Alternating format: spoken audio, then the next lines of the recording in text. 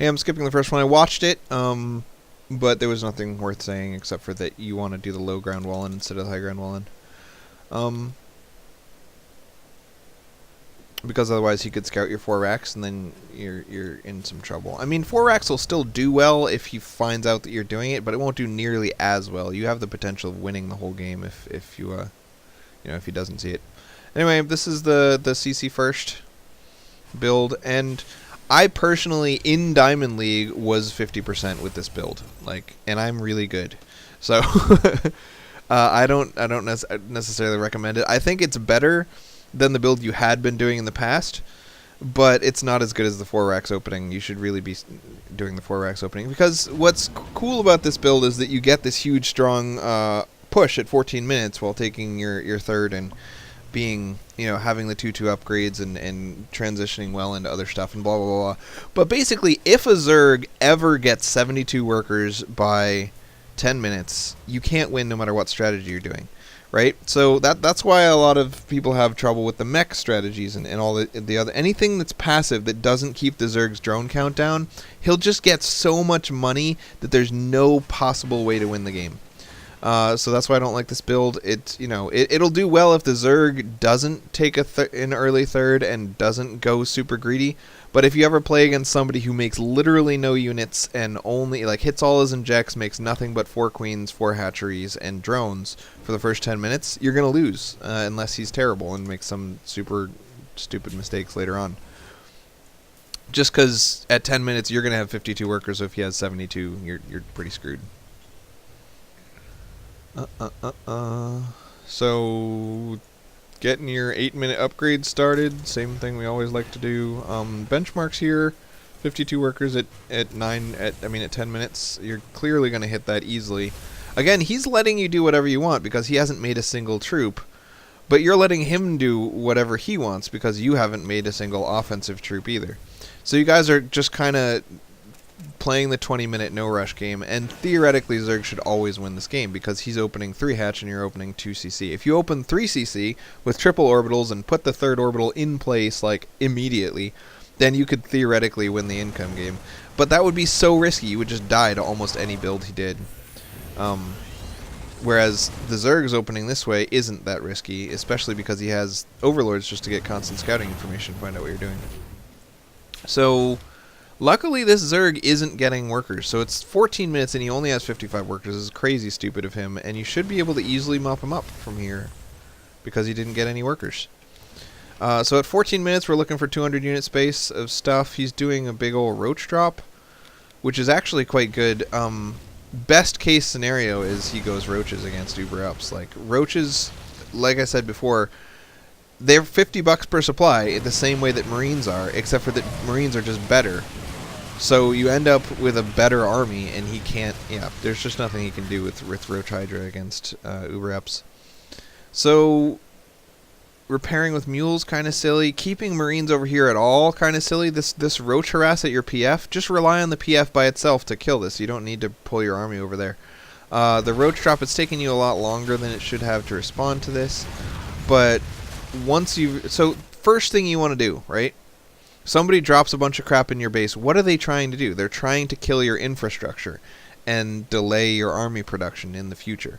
So whenever anyone ever does anything that's going to take attention from you, as soon as you actually harassed your 3rd base, first thing you want to do, queue up a bunch of production. Because you know you're going to be missing production while responding to this stuff. So somebody dropped me, okay, hold down the A button for 2 seconds, and suddenly we have 8 Marines queued up at every racks, and now we can respond to this without worrying about missing production cycles.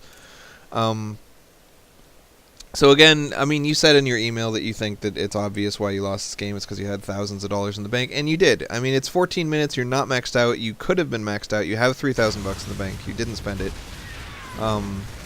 And now he kills some of your racks, so it's completely impossible for you to keep up on spending, and you're not using your racks as you respond to this attack. This is so crucial. The most important thing about fighting any battle is what's going to happen after this battle is over, right? If you win a battle hardcore, you get tons of damage done, and he gets none, and you're way ahead, which didn't happen. But that's best case, right? If that does happen, yet you weren't using any of your production facilities during the whole battle, you're actually going to come out way behind. If you upgrade PF range, you can't do this, by the way. It's only $200. Comes out of the engineering bay over here. Also, he's got all these burrowed roaches. You can easily get a raven and deal with that.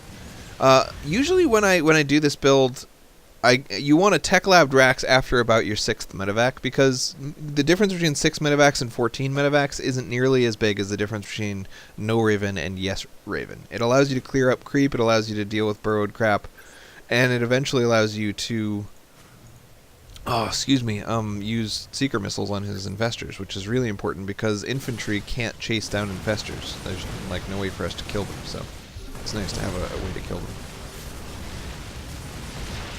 Anyway, this is a pinning attack that he's doing. Basically, it's taken you 3 or 4 minutes just to deal with this attack, and you're way ahead on income, but you're not way ahead on actual spending of money, right? You haven't spent any money. So this all just kind of comes down to you not using the buildings you had and not making enough buildings and that kind of stuff.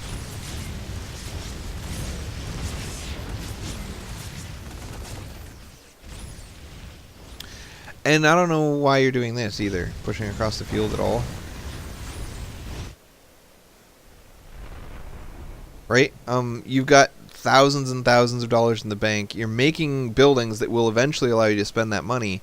Until those buildings are done, why would you want to fight? You know, you're basically saying, my army is weak now, but it's going to be strong later. Let's fight. What? No, that's not when you want to fight. And this was so clearly going to go badly that you should immediately have just retreated your medevacs over here where hydras can't go quickly. Run off of creep. There's no reason to lose the medevacs in that fight. This little roach-harass, again. On this map, you have 2 ramps. Block both of them. Don't even PF over here. Get an orbital over here and a ramp over there. I mean, and a wallin over there with bunkers and stuff. But also, you should never be worried about losing workers. You should rush by 12 minutes to 72 workers and have 3 command centers at that point and get a 4th command center around 14 or 15 minutes. And when you have 4 command centers, if he kills 8 workers, you can replace those in 30 seconds. It's not a big deal anymore. You have so many workers that losing some isn't really a big deal, and replacing them is really quick. So if he's going to take $800 worth of roaches and kill 3 or 4 workers with them, let him. You know, that's not a big deal. I mean, I'm not saying you should just never respond if you have plenty of time and nothing else to be doing with your army. But if you have 2 choices, like in this case, he's harassing here and you're fighting in the middle. If you have 2 choices, respond to this harassment or do something else. There's always, I mean, do something else is always going to win that fight. Saturation balance, you're having problems. Like there's 1 guy on this refinery and there's only a couple of dudes over here, and there's way too many in your main. You only have 3 mineral patches and tons of workers at them. And just big Rax problems. Also, your gas is piling up, which is something that we knew would happen. The reactor cord factor, I assume, is just a mistake, because you really don't want to be making Hellions against Roach Hydra. And until you have Blue Flame, you don't even really want to be making Hellions against anything. Those non-Blue Flame Hellions are kind of crap, except in the very early game. Anyway. Next!